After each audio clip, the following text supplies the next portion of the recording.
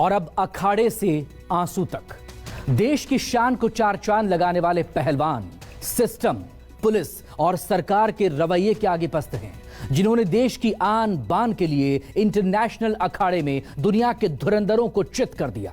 पिछले 12 दिनों से वही पहलवान सिर्फ एक मांग कर रहे हैं, लेकिन उनकी सुनने की जगह आधी रात को पुलिस उनसे मारपीट करने पहुंच जाती है। जो पुलिस उनके शोषण की एफआईआर तक नहीं लिखती, वही पुलिस आधी रात कैसे देश के पदकवीरों को परेशान करती है, ये पूरी डिटेल रिपोर्ट देखिए। हम एक वो तख्ते के वो तो काट के बढ़ रहे हैं, जो भी बन रहे हम लेके आ रहे सोने के लिए, उसमें भी इनको वो कि सो जाओ मर जाओ। छू रहे हो, गलत तरीके से छू रहे हो। क्या किया आपने ये बताओ।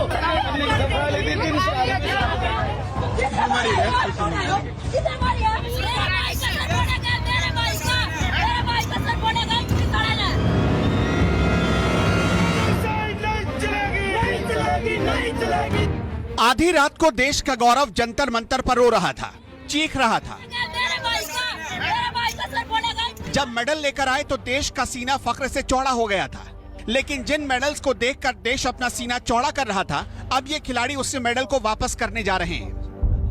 जो अवार्ड भी है जो तो उस मेडल का हम क्या करेंगे? इससे अच्छा तो हम ठीक है नॉर्मल लाइफ जी लेंगे। उन मेडल को हम भारत सरकार से वापस ही लौटा देंगे। जो अवार्ड भी है, जो मेडल भी हमने जीते हैं, अपने सम्मान, अपनी पहचान, अपनी आन बान शान को वापस करने की बात अगर कोई प्लेयर कर रहा है तो सोचिए उस पर क्या और किस हद तक गुजर रही होगी।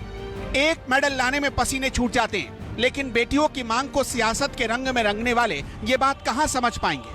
पदकवीर पहलवान जो 12 दिनों से धरना पर बैठे हैं, उनको आधी रात को भी लाठी खानी पड़ी, लड़ना पड़ा, चिल्लाना पड़ा, रोना पड़ा, गृह मंत्री से सुरक्षा की गुहार लगानी पड़ी और फिर भी उनकी मांग नहीं सुनी गई।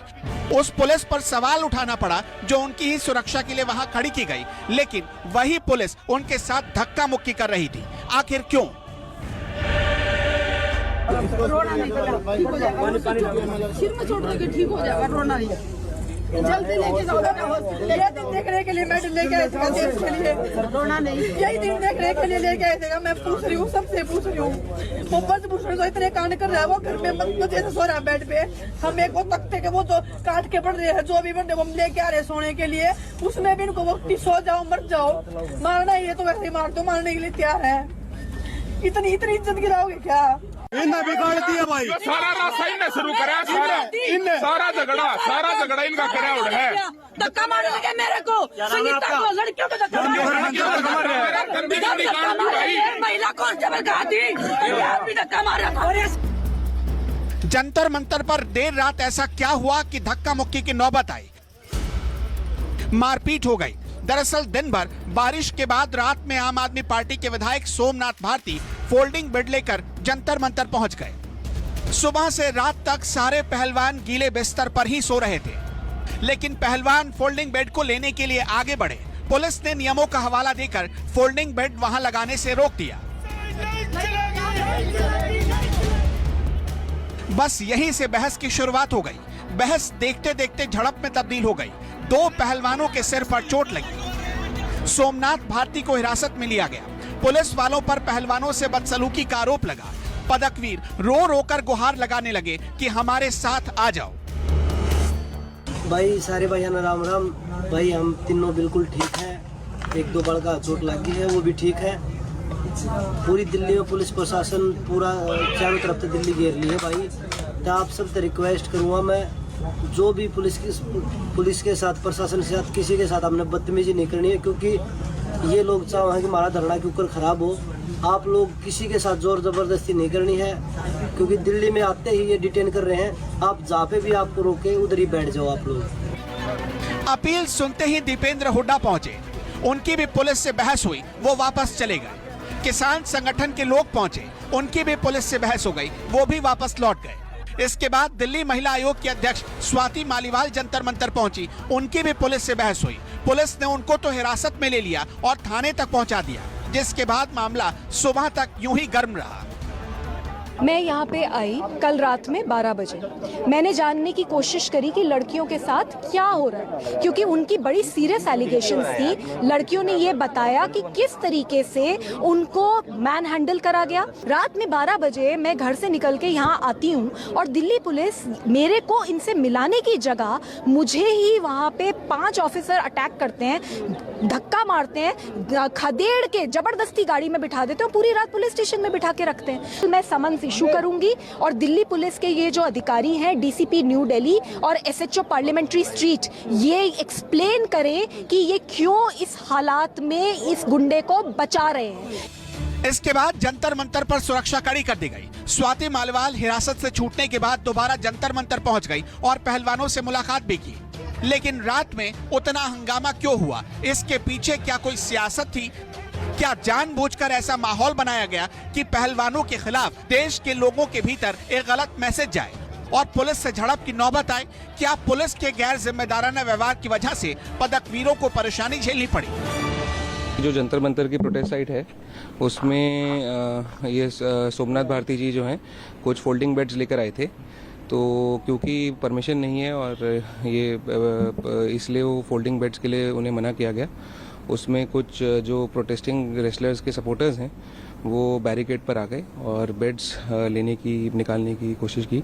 उसमें थोड़ा गुत्थम गुत्था थोड़ा अल्टरकेशन टाइप हो गया और यही मसला है जिस पे उन्होंने आरोप लगाया है। उसका हम मेडिकल करवा रहे हैं और आप निश्चिंत रहिए कि हम बिल्कुल ही जो भी इसमें होगा निष्पक्ष कार्रवाई करेंगे और अगर कोई एक्शन जो भी लीगल कार्रवाई बनती है बिल्कुल लेंगे। मेरा स्वभाव है मानव कल्याण का, मेरा स्वभाव है समाज कल्याण का, मेरा स्वभाव है बच्चों को भविष्य सुधारने का। मैं अपना काम करता रहूँगा और जिसको जो करना हो करता रहे और मुझे किसी से न द्वेष है, न कोई बैर है, न कोई भाव है, न बदला लेना है। बस न्यायपालिका पर भरोसा है, न्यायपालिका ने निर्णय दिया। बहुत बहुत धन्यवाद।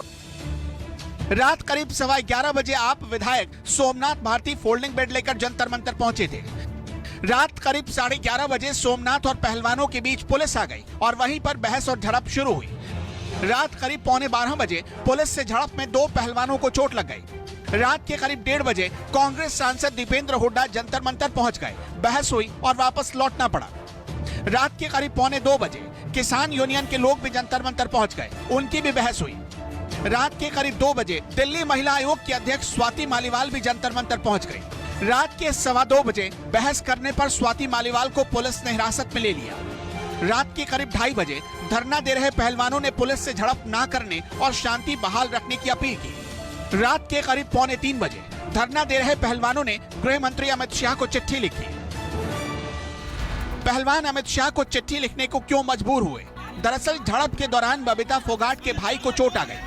धरने पर बैठे पहलवानों ने आरोप लगाया कि नशे में धुत एक पुलिसकर्मी ने उनके साथ बदतमीजी की।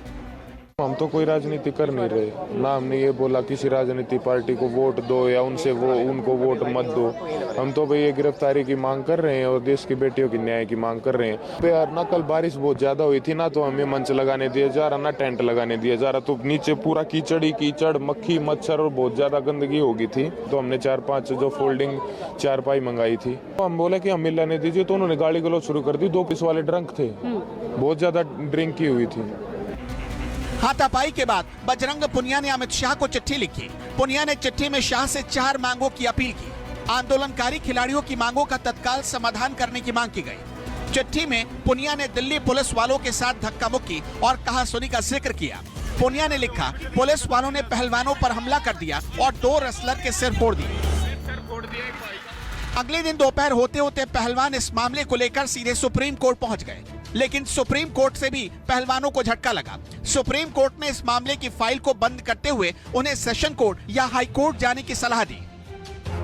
यानी खिलाड़ियों को सुप्रीम कोर्ट से भी झटका लगा और इस तरह 12 दिन करीब बीत गए। जिनकी दाव से दुनिया के पहलवान इंटरनेशनल अखाड़े में चित हो जाते थे, आज वो सिस्टम और सरकार के आगे चित हो चुके हैं, थक चुके हैं, निराश हो चुके हैं।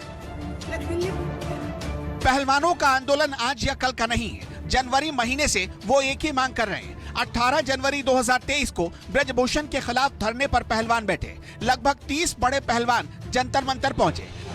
18 जनवरी 2023 को शाम 4 बजे प्रेस कॉन्फ्रेंस बुलाई गई। ब्रजभूषण शरण सिंह पर पहलवानों ने यौन शोषण के आरोप लगाए, मानसिक रूप से प्रताड़ित करने का भी आरोप लगाया, भ्रष्टाचार के आरोप लगाए गए। ब्रजभूषण सिंह ने आरोपों को खारिज किया और कहा कि आरोप सच निकले तो फांसी पर चढ़ जाऊंगा। 19 जनवरी 2023 को पहलवान फिर से जंतर मंतर पर धरना पर बैठे। बबीता फोगाट ने पहलवानों से मुलाकात की, भरोसा दिलाया कि उनकी मांगे मानी जाएंगी। खेल मंत्री अनुराग ठाकुर पहलवानों से मिले। खुद खेल मंत्री ने कहा कि पहलवानों को इंसाफ मिलेगा। 20 जनवरी 2023 को बॉक्सर विजेंद्र सिंह ने अपना समर्थन दिया। खेल मंत्री और पहलवानों के बीच फिर बैठक हुई। मंत्रालय की ओर से पहलवानों को समझाया गया। आईओसी ने जांच के लिए एक समिति का गठन कर दिया। रात में खेल मंत्रालय ने एक्शन का आश्वासन दिया। पहलवानों ने तब विरोध खत्म करने की घोषणा कर दी। 21 जनवरी 2023 ब्रजभूषण सिंह ने खेल मंत्रालय को पत्र भेजा। पत्र में पहलवानों के आरोपों को सिरे से नकारा गया। ब्रजभूषण सिंह ने आरोप लगाया कि ये बड़े षड्यंत्र का हिस्सा है। ब्रजभूषण की सफाई को पहलवानों ने झूठा बताया। 23 अप्रैल 2023 को धरना शुरू करने से पहले एफआईआर दर्ज करवाने पहलवान पहुंच गए, लेकिन तब दिल्ली पुलिस ने एफआईआर दर्ज करने से इनकार कर दिया। 28 अप्रैल 2023 को पहलवान ब्रजभूषण सिंह के खिलाफ सुप्रीम कोर्ट चले गए। कोर्ट ने पुलिस को एफआईआर दर्ज करने का आदेश दिया, लेकिन एफआईआर दर्ज करने में 1 दिन का वक्त लगा दिया दिल्ली पुलिस ने। 29 अप्रैल 2023 को दिल्ली पुलिस ने ब्रजभूषण के खिलाफ 2 एफआईआर दर्ज किए।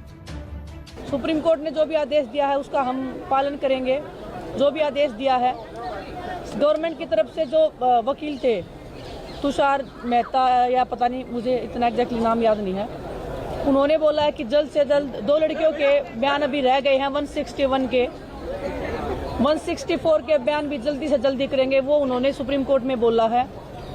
अगर कुछ जल्दी से जल्दी नहीं होता है तो हमारे पास हर रास्ता ओपन है। सुप्रीम कोर्ट ने ये भी आदेश दिया है कि आप दिल्ली हाई कोर्ट में जा सकते हो या आप मजिस्ट्रेट के पास में जा सकते हो, तो हम वहाँ पे भी जा सकते हैं अगर कार्रवाई जल्दी नहीं हुई तो। अगर दिल्ली पुलिस फिर भी अगर नहीं कर रही है दिल्ली हाई कोर्ट में जाने के बाद भी, तो भी हमारे पास ऑप्शन है कि हम सुप्रीम कोर्ट में जा सकते हैं। जितने भी दिल्ली पुलिस ने हमारे जो समर्थन में जो लोग आ रहे थे, चाहे वो जितने भी लोग आ रहे थे, उनको डिटेन किया हुआ है।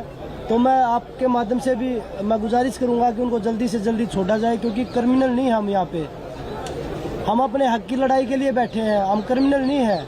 जो क्रिमिनल है उसको आप बचाने की कोशिश कर रहे हैं और जो हमारा समर्थन कर रहे हैं, पूरा देश हमारे साथ खड़ा है, तो आप उनको डिटेन करके उनको जेल में डाल रहे हैं अभी। तो आपके माध्यम से मैं यही बोलूँगा कि उनको जल्दी से जल्दी उनको रिहा किया जाए वहाँ से। पहले पूरे बयान होंगे, बयानों के बाद वो अरेस्ट होंगे, पता चलेगा। तो ये मत सोचो कि सुप्रीम कोर्ट का फैसला ये आया है तो हम निराश हो गए, नहीं। सुप्रीम कोर्ट के हाथ में नहीं होता बोलना कि अरेस्ट करो। सुप्रीम कोर्ट का जो काम था उन्होंने वो कर दिया, एफआईआर करवाई है उन्होंने, और बाकी का जो काम है वो पुलिस जब पूरा बयान लेगी उसके बाद प्रोसीडिंग होगा।